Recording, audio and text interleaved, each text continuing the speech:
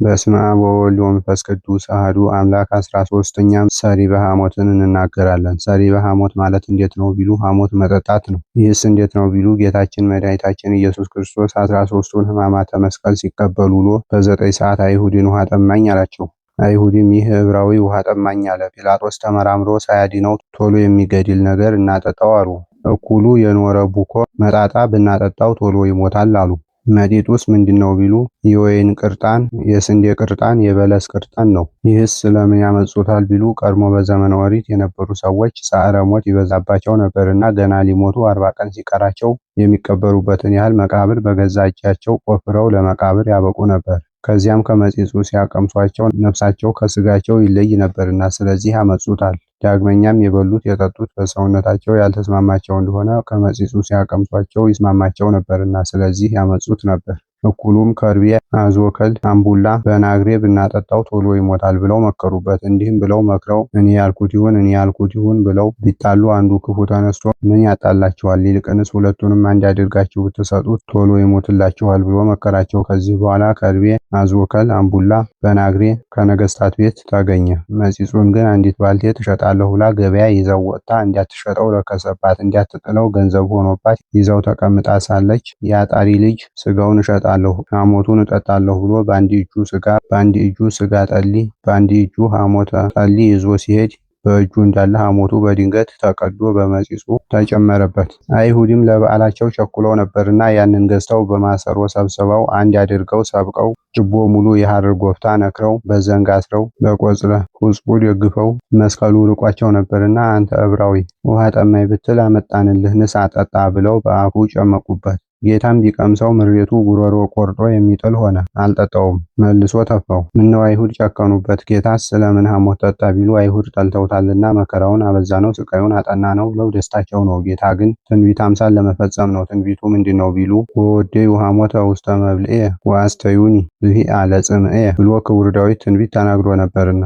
አምሳሉስ እንዴት ነው ቢሉ ሐሞት የኃጢአት አምሳል ነው። የኃጢአት አምሳልነቱ እንዴት ነው ቢሉ ሐሞት መራራ ነው። ኃጢአትም ኋላ በፍዳ ጊዜ ይመራልና ሶበ ትረክቡ ኃጢአቱ ይጸልአ እንዳለ ዳዊት። ሐሞት የኃጢአት አምሳልነቱ ስለዚህ ነው። ሐሞቱን ቀምሶ አለመዋጡ መልሶ መጥፋቱ ኃጢአት ብትሰሩ አታውሉት አታሳድሩት ዕለቱን በንስሐ ትፉት ሲል ነው። አንድም ሐሞት መጠጣቱ ጽዋዐ ሞትን እንዴት ተቀበለ ሲያጠይቅ ነው። አለመዋጡ መልሶ መጥፋቱ ሙስና መቃብርን አጥፍቶ ከሙታን ተለይቶ ፈጥኖ እንዲነሳ ሲያጠይቅ ነው። ምስጢሩ ግን ለአርአያ ለቤዛ ነው። አርአያነቱስ እንዴት ነው ቢሉ መናፍቃን ካህናት፣ አላውያን መኳንንት፣ ከሃዲያን ነገስታት ሃይማኖታችሁን ፈጣሪያችሁን ካዱ ለጣዖት ስገዱ ብለው እንዲህ እንደኔ ሐሞት ቢያጠጧችሁ እኔ ራሴን አዋርጄ እናንተን ወድጄ ሐሞት ጠጥቼ መከራውን ቀምሼ ሰጥቻችኋለሁና እናንተም እኔን ወዳችሁ መከራውን ተቀበሉት እንጂ ሃይማኖታችሁን አትጣሉ፣ ፈጣሪያችሁን አትካዱ፣ ለጣዖት አትስገዱ ሲል ነው። አርአያነቱ ይህ ነው። ቤዛነቱስ እንዴት ነው ቢሉ አዳምና ሔዋን ስተው ዕፀ በለስን በልተው በዚህ ዕዳ ተይዘው አጋንንት ገሃነመ እሳት አውርደው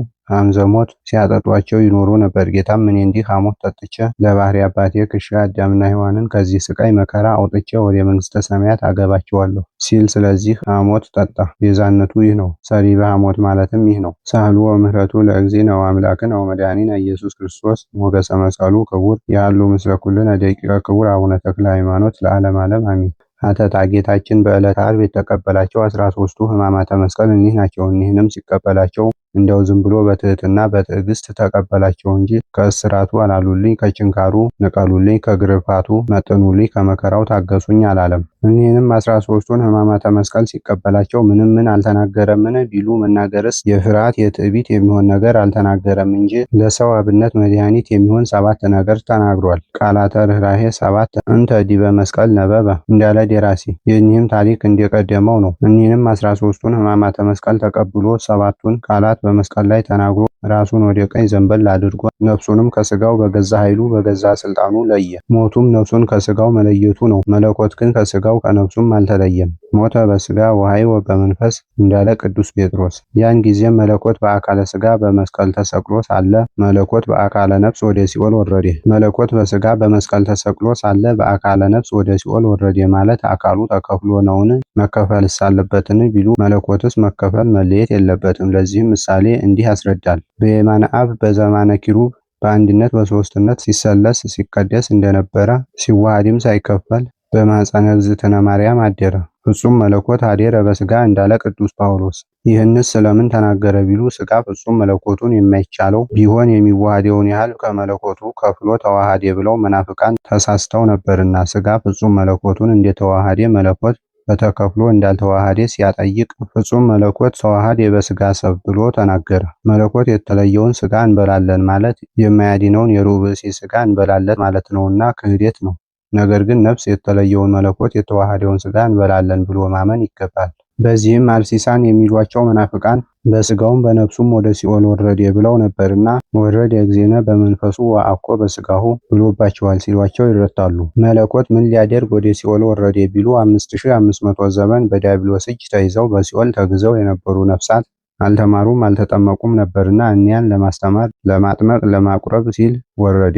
ማስተማሩ ሲሆን መልካም ነው። ነፍሳት ሰማያን ናቸውና ሰምተው ይማራሉ። ነገር ግን ጌታ በወንጌል ሥርዓት ሲያስተምር ጥምቀትን በውሃ ቁርባንን በስንዴ በወይን ይሁን ብሏል። በዚህ በሲኦል ጥምቀትና ቁርባን ይገኛሉን? ቢገኙስ ከሥጋ የተለዩ ነፍሳት ይበላሉን? ይጠጣሉን? ይህስ እንዴት ነው ቢሉ ይህማ ለአምላክ ምን ይሳነዋል? መለኮት በአካለ ሥጋ ተሰቅሎ ሳለ በአካለ ነፍስም ሲኦል ወርዶ በጨለማ ያላችሁ ተገለጡ፣ በሲኦል ያላችሁ ውጡ ብሎ ቃሉን ቢያሰማቸው በዲያብሎስ እጅ ተይዘው በሲኦል ተግዘው የነበሩ ነፍሳት በእደ ሰብ ማርኮ ሲያመጣቸው ቀኝ ክንዱን አንስቶ የተወጋውን ጎኑን ሲያሳያቸው ጥምቀትና ቁርባን ሆኖላቸዋል። የማነ እዴ የወጠው ክወሙ ወኮነቶሙ ጥምቀተ እንዲል። ከዚህም በኋላ የመስቀል ሞት ቶሎ አይገልምና አይሁድ ከጲላጦስ ዘንድ ሄደው እኒያን ስቁላን ነገ እንዳንቀብራቸው ሰንበት ይሆንብናል፣ እዘዝልንና ክስክሳቸውን ጭንጭናቸውን ሰብረን አውርደን እንቅበራቸው ብለው ለመኑት። ጲላጦስም ወዲያ እንደፈቀዳቸው አድርጓቸው ብሎ አባረራቸው። አይሁድም ተመልሰው ሄደው የማናይና ጸጋማይን ጭንጭናቸውን እየሰበሩ አውርደው ቀበሯቸው። ከዚህም በኋላ አይሁድ የጌታችንን ጭኑን ሰብረን አውርደን እንቀብራለን ብለው ቢሄዱ ጌታችን ፈጽሞ ሙቶ ቆያቸው። ከዚህ በኋላ በጌታችን በምክሩ ያልተጨመረ በነገሩ ያልነበረ ለንጊኖስ የሚባል ወዳጅ ነበረው። እሱም በጌታችን ሲመክሩበት በነገሩ አላብርም በምክሩ አልጨመርም ብሎ በዱር ተሰውሮ ውሎ በ9 ሰዓት ወደ ቤቱ ሲሄድ ሚስቱ ወዴት ትሄዳለህ? አትግባ ብላ ከለከለችው። እሱም ምነው ቤቴን ከለከልሽኝ ቢላት እሷም ጌታችን ክርስቶስን አይሁድ ዛሬ ይዘው ሲደበድቡት ውለዋል። ከሴራችን የተለየ ቤቱ ይተኮስ ከብቱ ይወረስ ብለው ሴራ ሰርተዋል።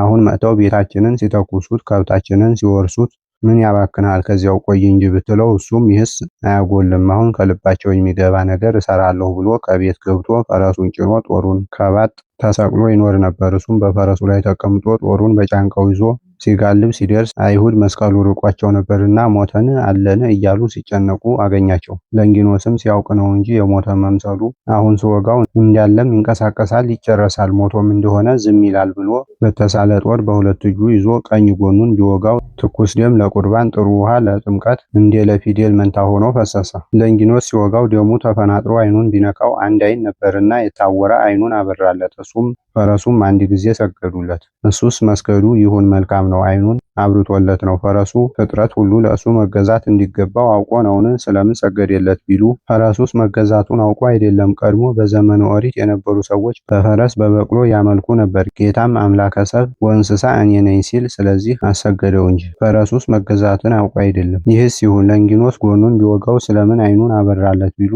አፍቅሩ ጸላእተክሙ ያለውን ሲያስተምር ነው። እንዴት ቢሉ ክፉ ነገር ቢናገሯችሁ በጎ ነገር መልሱላቸው፣ ከዚያ በኋላ ከጸና ፍቅር ከወዳጅነት ትደርሳላችሁ ሲል ጎኑን ቢወጋው አይኑን አበራለት። ከዚህም በኋላ ለንጊኖስ ዕለቱን በጌታችን ፍቅር አምኖ ተስቦ 13ቱን ሕማማተ መስቀል እየዞረ ሲያስተምር አይሁድ ቀንተው ደብድበውታል። እርሱም ሰማዕት ሆኖ ሞቷል። ቅዱስ ለንጊኖስ ተብሎም በስሙ ታቦት ተቀርጾለታል።